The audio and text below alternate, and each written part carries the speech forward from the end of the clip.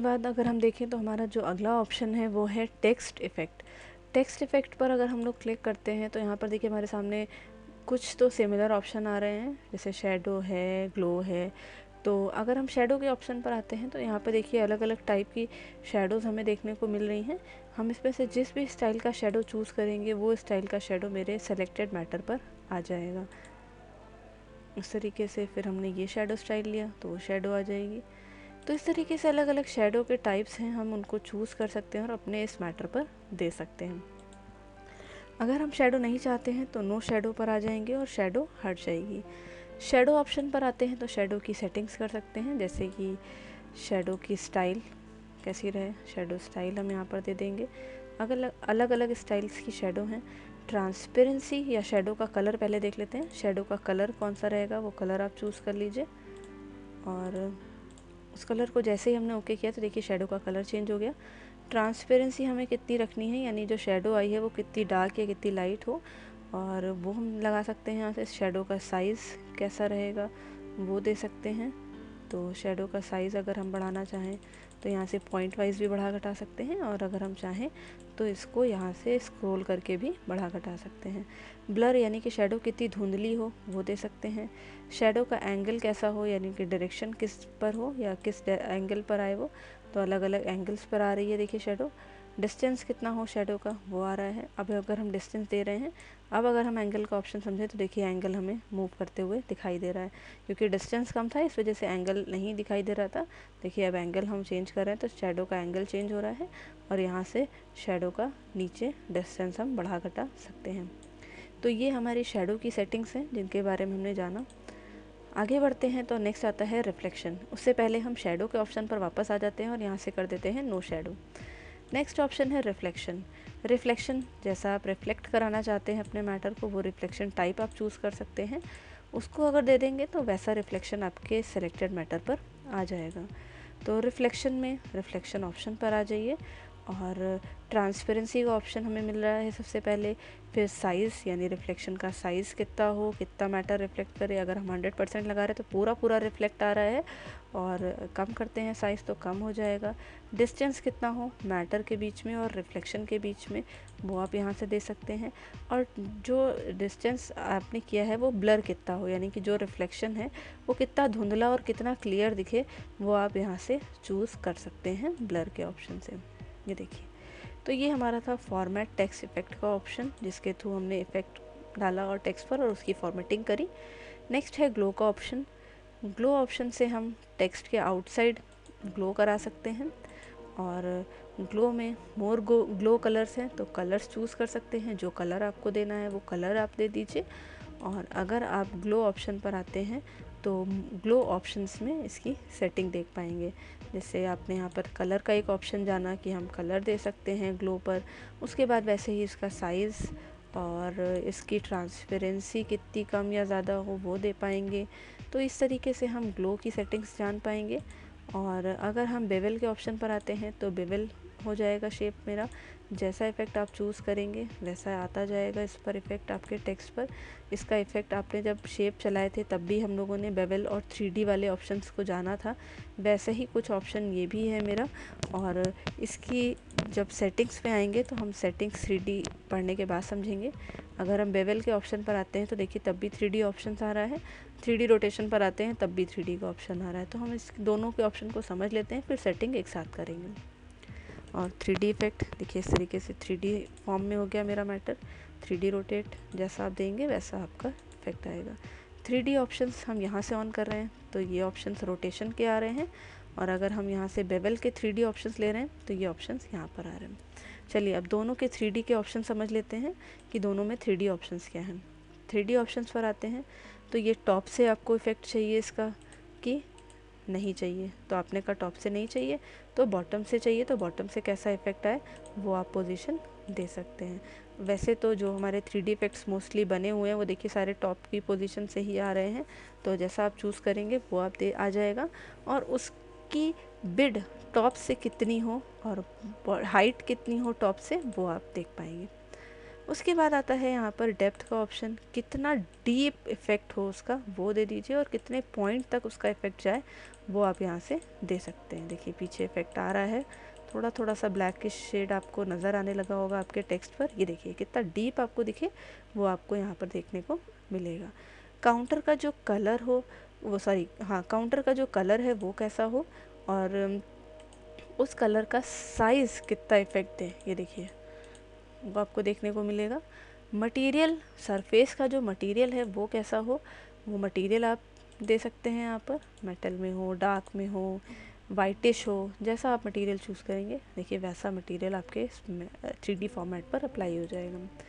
उसके बाद अगर हम 3D रोटेशन की सेटिंग्स पर आते हैं तो जब हम लोग रोटेट कर रहे हैं तो किस डायरेक्शन में रोटेट हो मेरा मैटर वो, और 3D रोटेशन हो, यानी कि जब रोटेशन हो तो उसमें 3D इफ़ेक्ट भी नज़र आए, तो वो रोटेशन आप दे पाएंगे यहाँ पर। देखिए जैसा आप चूज़ कर रहे हैं वैसा इफ़ेक्ट यहाँ पर दिखाई दे रहा है हमें। तो ये अलग अलग तरीके के इफ़ेक्ट्स हैं हम जिनको देख पा रहे हैं सामने। तो 3D का हमने कोई भी एक सेटिंग ऑन कर ली और उसके बाद अगर हम देखें तो इसकी पोजीशन अभी जो लगी हुई है वो 334 डिग्री लगी है। अगर आप इसको बढ़ाना चाहते हैं या कम करना चाहते हैं तो आप चेंज करा सकते हैं। इसकी वाई पोजीशन, ये तो एक्स पोजीशन थी ऊपर वाली, और ये Y position, X position left और राइट से चेंज करेगी, वाई पोजीशन टॉप और बॉटम से चेंज करेगी, और जेड पोजीशन रोटेशन प्रोवाइड करेगी। ये देखिए तो ये हमारे 3D इफ़ेक्ट्स की रोटेशन सेटिंग है। अगर हम यहाँ से कर देते हैं कीप टेक्स्ट फ्लैट तो मैटर मेरा फ्लैट हो जाएगा, यानी जो हमने अप्लाई किया है वो सब हट जाएगा। ऑफ़ कर दें तो रोटेशन रहेगा, लेकिन अभी हमने जो इफ़ेक्ट सारे बाकी ऑन किए थे वो सब चले जाएंगे। और अगर हम नहीं चाहते हैं तो यहाँ से हम रीसेट भी कर सकते हैं, या तो फिर हमने जहाँ से अप्लाई किया था 3D रोटेशन या 3D इफ़ेक्ट वहाँ से हम इसको नन भी कर सकते हैं जा कर के, तो भी हमारे इफ़ेक्ट्स नहीं आएंगे। नेक्स्ट आता है ट्रांसफॉर्म। ट्रांसफॉर्म में हम टेक्स्ट को घुमा पाएंगे किस डायरेक्शन पे वो आप यहाँ से दे सकते हैं। ये देखिए तो ट्रांसफॉर्म कर सकते हैं आप इस तरीके से अपने मैटर को, और ये एक अट्रैक्टिव प्रेजेंटेशन बनाने के लिए आपको बहुत हेल्पफुल रहता है। ये हमारा टेक्स्ट इफेक्ट के ऑप्शन थे। ट्रांसफॉर्म में हम अगर नहीं चाहते हैं तो नो ट्रांसफॉर्म कर दीजिए, ट्रांसफॉर्म चला जाएगा। जितनी भी आप एज एजुकेशंस की पीपीटीज देखते हैं वो सारी भी पावर पॉइंट के ही सॉफ्टवेयर पे बनी हुई हैं, और उन सब की भी सेटिंग्स इन्हीं सॉफ्टवेयर पर होती हैं, तो आप समझ सकते हैं कि किस तरीके की सेटिंग्स हम लोग पीपीटीज पर कर सकते हैं। तो इसी के साथ हम लोगों ने वर्ड आर्ट स्टाइल में टेक्स्ट की सेटिंग्स को कैसे करते हैं इसके बारे में जाना। अगला ऑप्शन हमारे सामने जो इससे रिलेटेड आ रहा है वो आ रहा है अरेंज का। अरेंज के ऑप्शन के लिए अभी हमको कुछ और शेप्स की ज़रूरत पड़ेगी, तो हमने जो पहले से शेप्स ले रखे हैं उनको हम सेलेक्ट करके कर देते हैं डिलीट, और कुछ नए शेप्स ले लेते हैं, क्योंकि उन शेप्स पर ऑलरेडी इतने इफ़ेक्ट्स अप्लाई हो गए थे, तो अगर हम कुछ और चेंजेस करते तो वो आपको अच्छे से समझ में ना आते। इस वजह से हम फ्रेश शेप्स ले रहे हैं जिनके साथ हम काम समझ सकें। तो इस तरीके से हमने यहाँ पर ये 3 शेप्स ले लिए हैं, और इन तीनों पर फॉर्मेट पर आकर के एक एक इफ़ेक्ट अप्लाई कर दिया। एक इस पर इफ़ेक्ट दे दिया, एक इफ़ेक्ट इस पर दे दिया, और एक इफ़ेक्ट हमने इस पर दे दिया। तो इस तरीके से हमने तीनों शेप्स पर अलग अलग इफ़ेक्ट्स प्रोवाइड करा दिए हैं, और तीनों की साइजिंग भी डिफरेंट रखी। एक साइज़ बड़ा, इसका साइज़ नॉर्मल रखा, और इसका साइज़ मीडियम रखा है हमने। तो इस तरीके से हमने शेप्स के 3 अलग अलग शेप्स लिए हैं और अलग अलग साइज़ और कलर्स उनको प्रोवाइड किए हैं। सबसे पहले अगर हम अरेंज के ऑप्शन में आए तो यहाँ पर देखिए ऑप्शन आ रहा है ब्रिंग फॉरवर्ड और सेंड बैकवर्ड। फॉरवर्ड और बैकवर्ड के लिए हमें करना क्या होगा, हमें सबसे पहले शेप्स को एक दूसरे के ऊपर अरेंज करना पड़ेगा। यानी कि हमने देखिए सबसे पहले ये शेप बनाया था, सेकंड टाइम पर ये बनाया था, और थर्ड टाइम पर ये बनाया था। तो पहला शेप ये है, सेकंड शेप ये है, और थर्ड शेप ये है। तो अगर हम इसको एक दूसरे के ऊपर रख रहे हैं तो देखिए सबसे पीछे ये जा रहा है, उसके ऊपर ये आ रहा है, और उसके ऊपर ये आया जा रहा है। तो इस तरीके से शेप्स अपने बनाए हुए स्टेप्स के हिसाब से ही अरेंज है, यानी कि सबसे पहले बना हुआ सबसे पीछे, उसके बाद जो बनाया था वो उसके ऊपर आ रहा है, और उसके बाद जो बनाया था वो उसके ऊपर आ रहा है। अब हम इनकी पोजीशन अगर अरेंज करना चाहें तो हम अरेंज ऑप्शन का इस्तेमाल करके इनको अरेंज करा सकते हैं। तो हमने सबसे पहले ये जो ऑरेंज शेप लिया था इसका सिलेक्शन ले लिया, और इसका सिलेक्शन लेने के बाद यहाँ पर आ गए हम लोग ब्रिंग फॉरवर्ड के ऑप्शन पर। ब्रिंग फॉरवर्ड पे क्लिक करा तो देखिए ब्लू वाला जो शेप था वो पीछे चला गया और जो हमने शेप सेलेक्ट किया था ऑरेंज वाला वो शेप ऊपर आ गया। हमने फिर से फॉरवर्ड किया तो ये रेड वाले शेप के ऊपर भी आ गया। यानी कि फॉरवर्ड आगे लाने का काम करता है। हम एक एक स्टेप का इस्तेमाल करते हुए शेप्स को आगे ला सकते हैं। और इसी के अपोजिट एक और ऑप्शन दिया हुआ है सेंड बैकवर्ड। इस पर क्लिक करेंगे तो एक एक स्टेप हम पीछे जा पाएंगे। देखिए हमने एक बार बैकवर्ड पर क्लिक करा तो रेड वाला जो शेप था वो ऊपर आ गया और ऑरेंज शेप पीछे चला गया। यानी कि जो शेप सेलेक्ट है वो परफॉर्म हो रहा है और वो पीछे चला गया है। और दोबारा क्लिक किया तो वो देखिए ब्लू वाले शेप के पीछे भी चला गया। तो इस तरीके से फॉरवर्ड और बैकवर्ड का इस्तेमाल करते हैं एक एक स्टेप ऊपर आने के लिए और एक एक स्टेप पीछे जाने के लिए। ब्रिंग फॉरवर्ड के ऑप्शन के नीचे ही एक और ऑप्शन आ रहा है ब्रिंग टू फ्रंट। अगर हम इस पर क्लिक कर देते हैं तो ये डायरेक्टली सारे शेप्स के ऊपर आ जाता है। यानी कि ये ऐसा नहीं करेगा कि पहले ब्लू के ऊपर आए फिर रेड के ऊपर आए, ये डायरेक्टली रेड वाले के ऊपर आ जाएगा। बीच में अगर कोई भी शेप बने होंगे इससे उसको कोई फ़र्क नहीं पड़ेगा और डायरेक्ट ये ऊपर आ जाएगा। तो ब्रिंग टू फ्रंट करने से सारे शेप्स के ऊपर आ गया। अगर हम सेंड टू बैक इस्तेमाल करते हैं तो सारे शेप्स के पीछे चला जाएगा और बाकी सारे शेप्स ऊपर आ जाएंगे। तो ब्रिंग फॉरवर्ड और बैकवर्ड एक एक स्टेप आगे पीछे करने के लिए होता है और सेंड फॉरवर्ड और बैक ब्रिंग टू फ्रंट और सेंड टू बैक का ऑप्शन डायरेक्टली फ्रंट और बैक पर आने और जाने के लिए इस्तेमाल करते हैं। नेक्स्ट ऑप्शन आता है सिलेक्शन पेन। सिलेक्शन पेन में अगर हम देखें तो हमें यहाँ पर इस तरीके से शेप्स देखने को मिल रहे हैं जो हमने इस्तेमाल किए हैं। तो देखिए हमने यहाँ पर वर्टिकल स्क्रॉल 26 इस्तेमाल किया है, देखिए उसका सिलेक्शन हो गया। क्लाउड 25 का इस्तेमाल किया है, उसका सिलेक्शन हो गया। टाइटल 1 का इस्तेमाल किया है, उसका सिलेक्शन हो गया। और पैरालॉग्राम इस्तेमाल किया है, उसका सिलेक्शन हो गया। तो इस तरीके से हम लोग जिन जिन शेप का इस्तेमाल करेंगे वो शेप्स मेरे सेलेक्ट होते जाएंगे और वो मेरे शेप्स पर आपको सिलेक्शन दिखाता जाएगा। अगर हमको इसमें से कोई भी शेप नहीं चाहिए तो उस शेप को आप हाइड कर दीजिए तो वो शेप आपके पेज से या आपकी स्लाइड में से चला जाएगा। आप ऑन कर लेंगे तो ऑन हो जाएगा। आप एक साथ शो और हाइड करना चाहते हैं तो आप यहाँ से इस्तेमाल कर सकते हैं शो ऑल और हाइड ऑल। हाइड ऑल से देखिए सारे हाइड हो गए, शो ऑल से सारे शो करेंगे। इसी तरीके से यहाँ पर ये आइज़ का ऑप्शन है। इस आइज़ के ऑप्शन से यहाँ पर जो अगर विजिबल हैं उनकी आइज़ खुली हैं, जो विजिबल नहीं होंगे उनकी आइज़ ऑफ होंगी। तो ये हमारे यहाँ पर सिलेक्शन पेन के ऑप्शन हैं जिनके बारे में हम लोगों ने जाना। सिलेक्शन पेन बंद कर देंगे, बंद हो जाएगा। नेक्स्ट आता है अलाइन का ऑप्शन। अलाइन के ऑप्शन में काफ़ी सारी चीज़ें हैं पढ़ने वाली, तो इनको हम 1 बाय 1 जानेंगे।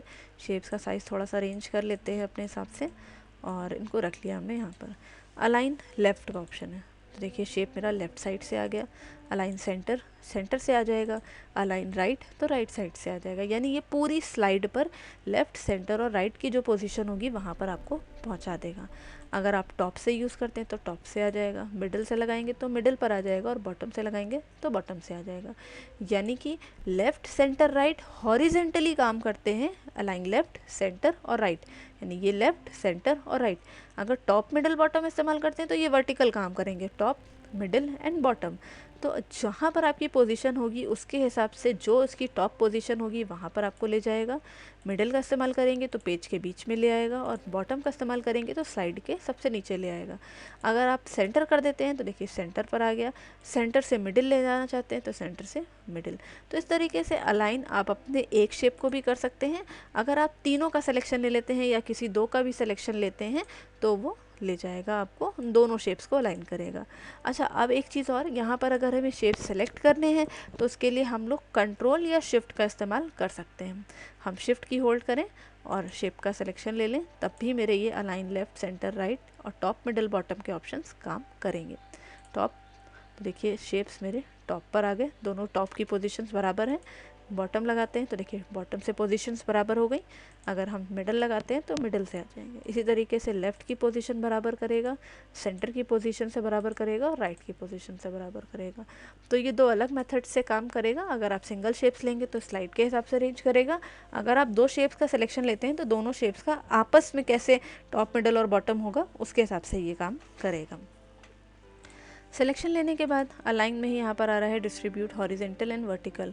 अगर हम हॉरिजेंटल डिस्ट्रीब्यूट करते हैं तो ये हॉरिजेंटल पोजीशन पर आएगा, और वर्टिकल डिस्ट्रीब्यूट कराते हैं तो वर्टिकल पोजीशन पर आ जाएगा। तो इस तरीके से हम इसको डिस्ट्रीब्यूट करा सकते हैं।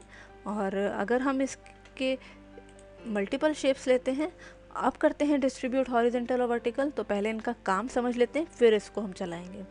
देखिए, अभी अगर हमने 3 शेप सेलेक्ट किए हैं तो तीनों शेप्स के बीच का डिस्टेंस बराबर नहीं है। यहाँ पे देखिए डिस्टेंस कम दिखा रहा है, यहाँ का डिस्टेंस बराबर दिखा रहा है, बड़ा दिखा रहा है, यानी ज़्यादा दिखा रहा है। तो अगर हम इन तीनों को बराबर करना चाहते हैं तो डिस्ट्रीब्यूट हॉरिजेंटल, तो ये तीनों का डिस्टेंस बराबर आ जाएगा। अगर हम इनको वर्टिकली अरेंज करते हैं और वर्टिकल पोजीशन अगर हमें इनकी बराबर करनी है तो इसके लिए डिस्ट्रीब्यूट वर्टिकल, यानी कि देखिए अब तीनों के बीच की स्पेसिंग बराबर है। तो एक शेप का सिलेक्शन लेंगे तो अलग तरीके से काम दिखेगा आपको, अगर 2 से ज़्यादा सिलेक्शन लेंगे तो उसका काम आपको अलग तरीके से देखने को मिलेगा। तो ये मेरा अलाइन के ऑप्शंस है। नेक्स्ट है अलाइन टू स्लाइड। तो आपने अलाइन टू स्लाइड ऑन कर रखा है, तभी ये सारे ऑप्शन आपकी स्लाइड के हिसाब से काम कर रहे थे। ये आपका इसके थ्रू चलता है। नेक्स्ट इसी में हमारे सामने आता है अलाइन सेलेक्टेड ऑब्जेक्ट। तो अलाइन सेलेक्टेड ऑब्जेक्ट जब हमने ऑन कर लिया तो जब हम यूज़ करेंगे तो अब अगर हम इसमें इस्तेमाल कर रहे हैं तो जो मेरे ऑब्जेक्ट सेलेक्ट हैं सिर्फ वही काम करेंगे, बाकी और कुछ काम नहीं करेंगे। और अलाइन टू स्लाइड ले लेते हैं तो स्लाइड में जितना भी काम हमने किया होगा वो सारा स्लाइड के हिसाब से काम करेगा, ना कि शेप्स के हिसाब से। नेक्स्ट आता है view grid line. View grid line करने से देखिए हमारी इस तरीके से ग्रिड लाइन यहाँ पर विजिबल हो जाती हैं हॉरिजेंटल और वर्टिकल फॉर्म में। अगर हम लोग F5 करते हैं तो वो ग्रिड लाइन आपके इस व्यू पर नहीं आएंगी, यानी कि वो ग्रिड लाइन आपको सिर्फ आपकी इस स्लाइड पर शो करेंगी। और अगर आप चाहें तो यहाँ से आके इन ग्रिड्स की सेटिंग भी कर सकते हैं। सबसे पहला आता है यहाँ पर स्नैप ऑब्जेक्ट टू ग्रिड। अगर ये ऑन है, ओके करते हैं, तो जब हम ऑब्जेक्ट को खींचेंगे तो ये स्नैपिंग करता है ग्रिड लाइन के साथ, यानी कि जैसे ही ये लाइन के टच में आएगा तो एक लाइन विजिबल हो रही है, देखिए, यानी कि ये स्नैप का ऑप्शन ऑन है। लेकिन जैसे ही हमने यहाँ से इसको बंद कर दिया, ओके किया, तो देखिए अब किसी भी तरीके की लाइन विजिबल नहीं हो रही है शेप्स पे ले जाने पर, ये हमारा स्नैप बंद कर देता है। व्यू ग्रिड पर अगर हम आते हैं तो अगर हम ग्रिड लाइन नहीं चाहते हैं तो display grid line on screen का ऑप्शन बंद कर दीजिए और ओके कर दीजिए, तो देखिए ग्रिड लाइंस चली जाएंगी। तो इस तरीके से हम लोग यहाँ से ग्रिड की सेटिंग्स कर सकते हैं और उसके बारे में जान सकते हैं। अगला ऑप्शन आता है ग्रुप। ग्रुप का ऑप्शन अगर अभी हम देखें तो ये ऑप्शन हाईलाइट ही नहीं हो रहा है। हाईलाइट करने के लिए हमें क्या करना होगा, सबसे पहले इन सब का सिलेक्शन लेना होगा। तो इन सब का सिलेक्शन लेने के लिए अभी हमने आपको बताया कि क्या करेंगे, कंट्रोल की होल्ड करेंगे या तो फिर शिफ्ट, दोनों ही इस्तेमाल कर सकते हैं। आप कंट्रोल के साथ काम करना चाहें कंट्रोल करिए, आप शिफ्ट के साथ करना चाहें तो शिफ्ट करिए। तो ये हमने अभी कंट्रोल के साथ सिलेक्शन लिया है। तो देखिए जब एक से ज़्यादा ऑप्शन सेलेक्ट होंगे तभी ग्रुप हाईलाइट होगा। अगर हम एक सेलेक्ट कर रहे हैं तो देखिए ग्रुप नहीं हाईलाइट हो रहा है। हमने जैसे ही कंट्रोल या शिफ्ट के साथ दूसरा ऑब्जेक्ट सेलेक्ट किया, देखिए ग्रुप का ऑप्शन हाईलाइट होने लगा। तो हमने इन तीनों को सेलेक्ट कर लिया और ग्रुप के ऑप्शन पर आ गए। तो ग्रुप में हमें 3 ऑप्शन देखने को मिल रहे हैं, ग्रुप, रीग्रुप एंड अनग्रुप। तो सबसे पहले हमने इस्तेमाल किया ग्रुप। ग्रुप का मतलब क्या होता है कि एक साथ बहुत सारी चीज़ें होना। तो अभी जो हमने सिलेक्शन लिया है तो हैं तो सब एक साथ ही बहुत सारी चीज़ें, लेकिन देखिए सबका सिलेक्शन अलग अलग आ रहा है। इसका सिलेक्शन अलग देखने को मिल रहा है, इसका सिलेक्शन अलग आ रहा है, इसका सिलेक्शन अलग आ रहा है। अगर हम इन तीनों को एक साथ रखना चाहते हैं तो ग्रुप कर देंगे, तो देखिए इन तीनों का सिलेक्शन एक साथ हो गया, यानी कि अब हम बस एक पे क्लिक करेंगे और तीनों एक साथ सेलेक्ट हो जाएंगे। तो ये हमारा ग्रुप का ऑप्शन है जिसमें हमने जितने भी शेप सेलेक्ट किए होंगे वो सब एक साथ ग्रुप हो जाएंगे। अगर हम अलग अलग करना चाहते हैं तो इसको कर दीजिए अनग्रुप। देखिए अनग्रुप हो गए और सबका सिलेक्शन फिर से अलग अलग आने लगा। अब मान लीजिए आपने इसकी कोई पोजीशन चेंज कर दी और अब आप चाहते हैं ये फिर से वैसे ही ग्रुप में हो जाए, मतलब कुछ थोड़ा बहुत चेंजेस किया और अब फिर से वैसा ही चाहते हैं, तो यहाँ से कर दीजिए रीग्रुप। तो देखिए फिर से आपका जो शेप्स थे वो ग्रुप में आ गए। तो इस तरीके से हम इसको ग्रुप कर सकते हैं, रीग्रुप कर सकते हैं और अनग्रुप कर सकते हैं। उसके बाद अभी हमारे सामने जो अगला ऑप्शन आ रहा है वो है rotate. Rotate right 90 degree, rotate left 90 degree, rotate vertical and rotate horizontal. तो जिस डायरेक्शन से आप अपने शेप्स को रोटेट कराना चाहते हैं वो आप रोटेट करा सकते हैं यहाँ से। अगर आप मोर रोटेशन ऑप्शन पर आते हैं तो आपको यहाँ पर रोटेशन के और भी ऑप्शंस मिलेंगे। अगर आप चाहें तो यहाँ से भी देखिए रोटेशन का 1 बाय 1 डिग्रीज दे करके आप रोटेट करा सकते हैं। यहाँ से ये रोटेट हो रहा है। यहाँ पर ये साइज़ का ऑप्शन है, अभी हम लोग यहाँ पर इसके बारे में डिस्कस करेंगे। क्लोज करते हैं तो देखिए ये रोटेशन हमने प्रोवाइड कर दिया है। नेक्स्ट ऑप्शन आता है साइज़। जो शेप्स हैं उनका साइज़ अगर हमें बढ़ाना या घटाना है तो वो हम यहाँ से दे सकते हैं। इंडिविजुअल शेप्स का करना है तो एक सेलेक्ट कर लीजिए और इसको अनग्रुप कर दीजिए और एक शेप का सिलेक्शन ले लीजिए और सिर्फ उस शेप का साइज़ आप बढ़ा या घटा सकते हैं। ये जो ऑप्शन आ रहा है ये साइज़ बढ़ाता है हाइट वाइज, और ये जो ऑप्शन आ रहा है ये साइज़ बढ़ाता है विड वाइज, यानी कि ये शेप की हाइट में चेंजेस करेगा और ये शेप्स के विड में चेंजेस करेगा। तो इस तरीके से हम शेप्स की, टेक्स्ट की मल्टीपल सेटिंग्स कर सकते हैं। अगर हम इसका सिलेक्शन लेते हैं तो हम इसमें भी साइज़ का चेंज कर सकते हैं, इसमें भी हम ब्रिंग फ्रंट और अलाइन, रोटेट सब इस्तेमाल कर सकते हैं, चाहे वो टेक्स्ट हो चाहे वो हमारा कोई भी शेप हो, पिक्चर हो, सब के साथ आएगा। सिलेक्शन लेने के बाद अब यहाँ से इसके देखिए साइज़ में हम चेंज कर रहे हैं तो साइज़ में चेंजेस हो रहे हैं। तो ये देखिए इस तरीके से हम अरेंज का ऑप्शन टेक्स्ट के साथ और शेप्स के साथ इस्तेमाल कर पाएंगे। तो इसी के साथ ही ये हमारा जो होम में हमने यहाँ से शेप्स लिए थे, इसकी जो सेटिंग्स थी उनके बारे में जाना और उनको पूरा प्रैक्टिस किया। वापस होम पर आ जाते हैं।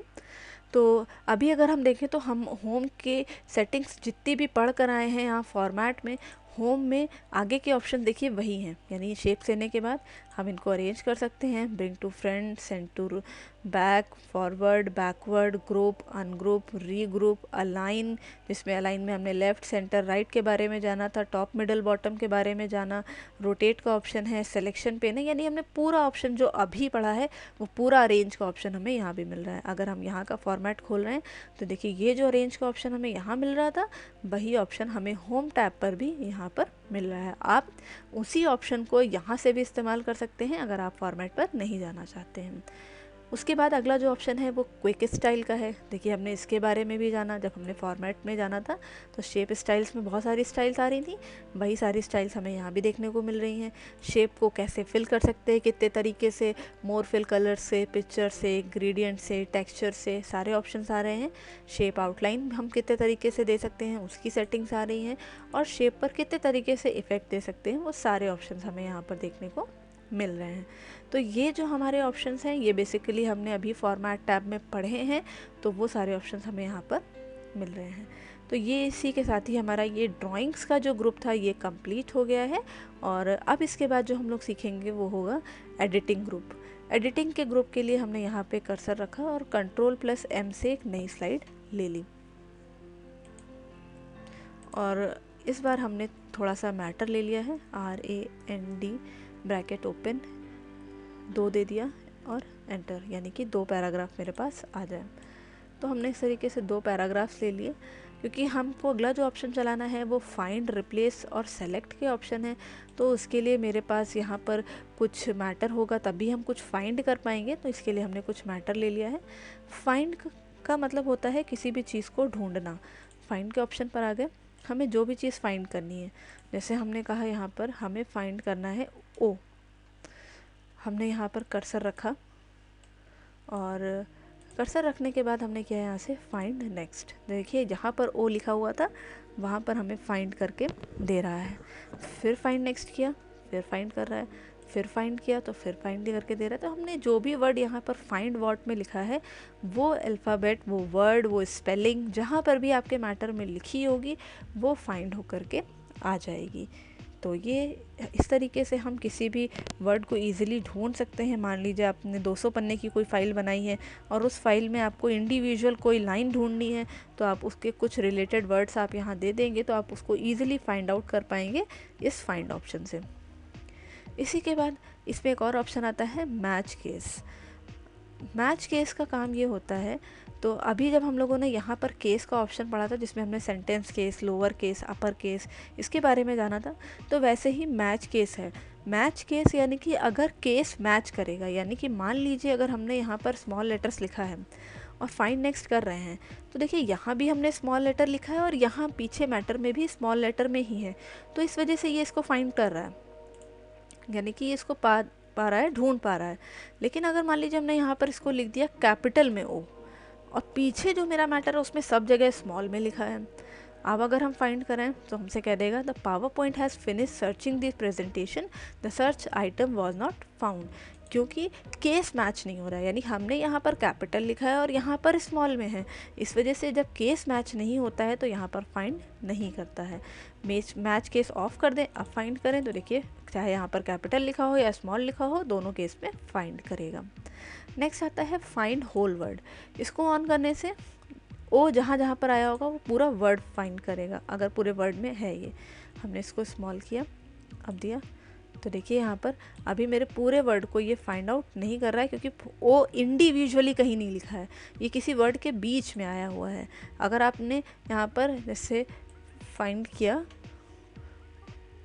फॉक्स, तो फॉक्स जहाँ जहाँ है वहाँ वहाँ फाइंड करेगा, लेकिन अगर आप सिर्फ ओ ढूंढेंगे तो सिर्फ ओ नहीं मिलेगा, क्योंकि सिर्फ ओ कहीं नहीं लिखा है, क्योंकि फॉक्स में ओ स्पेलिंग कंप्लीट कर रहा है, ब्राउन में ओ स्पेलिंग कंप्लीट कर रहा है, वो इंडिविजुअल कहीं नहीं लिखा है, इस वजह से इसको फाइंड आउट नहीं करेगा। तो ये मेरा फाइंड का ऑप्शन था। नेक्स्ट आता है ऑप्शन यहाँ पर रिप्लेस। अगर आप किसी वर्ड को रिप्लेस करना चाहते हैं तो आप यहाँ से रिप्लेस कर सकते हैं। तो जैसे आपने कहा कि यहाँ पर हमें जो ब्राउन लिखा है, पहले तो हम ढूंढ लेते हैं कि सही लिखा है कि नहीं है। तो ढूंढ लिया हमने, देखिए हाँ फाइंड के थ्रू हमें ये वर्ड मैच कर रहा है, यानी कि अब हमको इसको हटाना है। रिप्लेस का मतलब होता है किसी भी चीज़ को बदलना। तो हम इसकी जगह क्या रखना चाहते हैं वो हम यहाँ पर दे देंगे। रिप्लेस हमें करना है, मान लीजिए ग्रीन के साथ। अब एक कलर लिखा था ब्राउन, तो हमने उसको कर दिया ग्रीन। तो यहाँ पर हमने किया रिप्लेस। देखिए जहाँ ब्राउन लिखा था वहाँ पर पीछे आपकी स्क्रीन पर ग्रीन लिख गया है। आप इस पर चेंज करना चाहते हैं तो आप फिर से रिप्लेस कर दीजिए, नहीं करना चाहते हैं तो फाइंड नेक्स्ट करके आप नीचे आ जाइए, और जहाँ पर आपका कर्सर आ जाए उस जगह आप चेंज करना चाहते हैं तो फिर से रिप्लेस कर दीजिए। यानी जहाँ जहाँ पर आपका कर्सर पहुँचता जाएगा आप वहाँ पर सिर्फ रिप्लेस करा पाएंगे। अगर आप पूरे मैटर पर रिप्लेस कराना चाहते हैं तो रिप्लेस ऑल कर दीजिए। तो देखिए जहाँ जहाँ ब्राउन लिखा था वहाँ पे सब जगह पर ग्रीन हो गया। तो इस तरीके से आप किसी भी वर्ड्स को रिप्लेस कर सकते हैं और उनको हटाकर उनकी जगह कोई दूसरा वर्ड रख सकते हैं। और बाकी का जो नीचे दो ऑप्शन और दिए हैं, मैच केस और फाइंड होल वर्ड, ये वैसे ही एग्जैक्टली काम करेंगे जैसा हम लोगों ने फाइंड के ऑप्शन में जाना था। तो ये फाइंड से हम किसी भी चीज़ को ढूंढ सकते हैं, और रिप्लेस से हम लोग किसी भी वर्ड को चेंज कर सकते हैं और उनकी जगह कोई दूसरा वर्ड रख सकते हैं। रिप्लेस फॉन्ट के ऑप्शन पर आ जाते हैं। तो अभी हमने जो फ़ॉन्ट अप्लाई करी है वो फ़ॉन्ट हट जाएगी और उसकी जगह हम लोग कोई दूसरा फ़ॉन्ट दे सकते हैं। उसके लिए हमें सबसे पहले यहाँ पर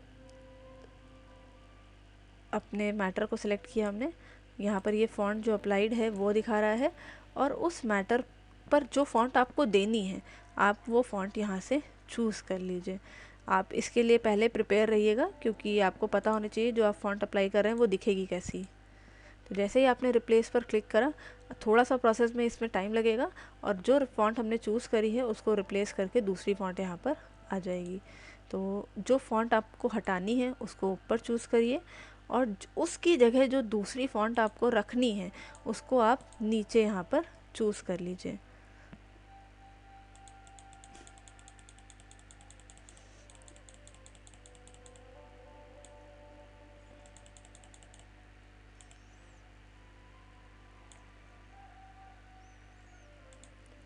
और रिप्लेस करा लीजिए। तो आपके मैटर को, फ़ॉन्ट को देखिए इस तरीके से रिप्लेस कर देगा। जो फ़ॉन्ट आपकी लगी होगी वो हट जाएगी और फ़ॉन्ट रिप्लेस हो जाएगी। तो रिप्लेस फ़ॉन्ट से लगी हुई फ़ॉन्ट को हटा सकते हैं और उसकी जगह कोई दूसरी फ़ॉन्ट रख सकते हैं। तो इसमें दो जो ऑप्शन आते हैं, ऊपर आपको वो फ़ॉन्ट दिखा रहा होता है जो फ़ॉन्ट आपने अभी करंट टाइम पर अप्लाई कर रखी है, नीचे आपको चेंज कर रही हुई फ़ॉन्ट को देना होगा और रिप्लेस पर क्लिक करना होगा, आपकी फ़ॉन्ट रिप्लेस हो जाएगी। नेक्स्ट आता है सेलेक्ट का ऑप्शन। सेलेक्ट ऑल करने पर मेरा पूरा मैटर सेलेक्ट हो जाएगा, यानी हमने जो काम किया है वो पूरा सेलेक्ट हो जाएगा। सेलेक्ट ऑल करने पर ये देखिए सेलेक्ट हो जाएगा। उसके बाद इसकी शॉर्टकट की होती है Ctrl+A, फाइंड की शॉर्टकट की होती है Ctrl+F, रिप्लेस की शॉर्टकट की होती है Ctrl+G। यानी कि फाइंड के लिए Ctrl+F दबाइए, रिप्लेस के लिए Ctrl+G दबाइए, Ctrl+H दबाइए, और सेलेक्ट के लिए Ctrl+A दबाइए। और सेलेक्ट ऑब्जेक्ट के लिए हम लोग वापस यहाँ पर आ जाते हैं, इस वाली स्लाइड पर जिसमें हमने शेप्स बनाए थे। तो देखिए सेलेक्ट ऑब्जेक्ट के ऑप्शन पर जब हम जाते हैं, जब ये ऑप्शन ऑन है तो जब हम कर्सर ले जाते हैं तो देखिए इस तरीके का सिलेक्शन हमें देखने को मिलता है। और जब ऑफ़ कर देते हैं तो सिलेक्शन हमारा सेलेक्ट ऑब्जेक्ट फॉर्म में ना हो करके सेलेक्ट पिक्चर फॉर्मेट में ऑन हो जाता है। तो सेलेक्ट ऑब्जेक्ट्स के थ्रू हम लोग इस तरीके से सिलेक्शन भी ले पाते हैं। ये देखिए, आपको कंट्रोल या शिफ्ट नहीं दबाना है तो आप इस तरीके से ड्रैग करके भी सिलेक्शन ले सकते हैं। और बाकी नेक्स्ट आ जाता है सिलेक्शन पेन। तो अभी हम लोगों ने सिलेक्शन पेन को जाना था कि हम यहाँ से अपना मैटर शो या हाइड करा सकते हैं, और इसमें हम जो चीज़ ऑन करेंगे वो चीज़ हमें यहाँ पेज पर दिखेगी, जो चीज़ नहीं चाहिए वो चीज़ हम हाइड कर देंगे तो हमारे पेज पर नहीं आएगी। तो इसके साथ ही हमारा ये एडिटिंग का ग्रुप कंप्लीट हो गया है। क्लिपबोर्ड ग्रुप में हमने कट, कॉपी, फॉर्मेट, पेंटर और पेस्ट के ऑप्शन के बारे में जाना था। न्यू स्लाइड कैसे आती है, लेआउट कैसे आता है, रीसेट कैसे होता है, सेक्शंस कैसे डिवाइड होते हैं, फॉन्ट की पूरी सेटिंग्स हो गई और पैराग्राफ सेटिंग्स हो गई, ड्राइंग्स की सेटिंग्स हो गई, एडिटिंग कैसे कर सकते हैं टेक्स्ट की। इन सारे ऑप्शंस को हम लोगों ने 1 बाय 1 जाना और सीखा कि हम लोग कैसे इन सारी सेटिंग्स को इस्तेमाल कर सकते हैं। तो इसी के साथ ही हमारा ये होम टैब कंप्लीट हो गया है। आप लोग इसकी प्रैक्टिस कर लीजिए और फिर हम लोग आगे की क्लास में आगे के नए टॉपिक्स सीखेंगे। Thank you.